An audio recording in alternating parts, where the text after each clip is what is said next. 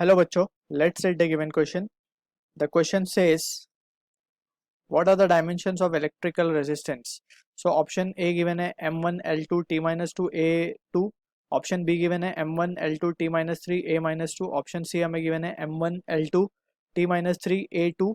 Option D हमें given है M1 L2 T minus 2 A minus 2. So यहाँ पे electrical resistance की बात हो रही है. So we need to first define what exactly is electrical resistance. So electrical resistance basically एक वैल्यू है जो कि can be given by Ohm's law, that is V by I. Alright, so using this formula we will try to calculate the resistance of dimension. So सबसे पहले हमें potential difference that is V का dimension निकालना पड़ेगा. So V is nothing but it is rate of uh, or work done in moving a unit charge once around the complete circuit. So this is what the definition of potential is.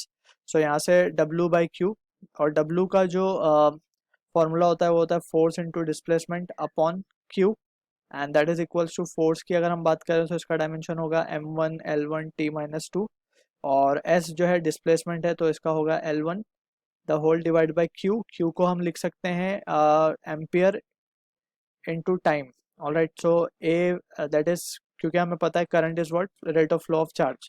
So charge क्या हो जाएगा ampere into time और current into time basically. So current का dimension को हम ए से ले रहे हैं और टाइम के लिए T.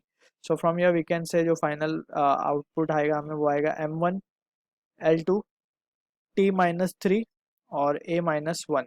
So this will be the dimension for voltage. और करंट की अगर हम बात, तो करंट का हो जाएगा A, ऑलराइट, सिर्फ एम्पियर होगा.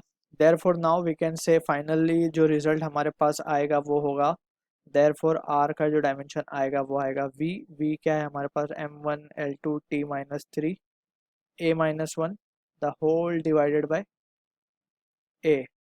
सो यहाँ से जो रिजल्ट मिलेगा वो मिलेगा M1 L2 T minus 3 A minus 2. So this will be the dimension of resistance. So अगर हम इसको carefully analyze करें, so हमारा जो ऑप्शन मैच हो रहा है इससे वो है option number B. So I hope you understood the solution. All the best.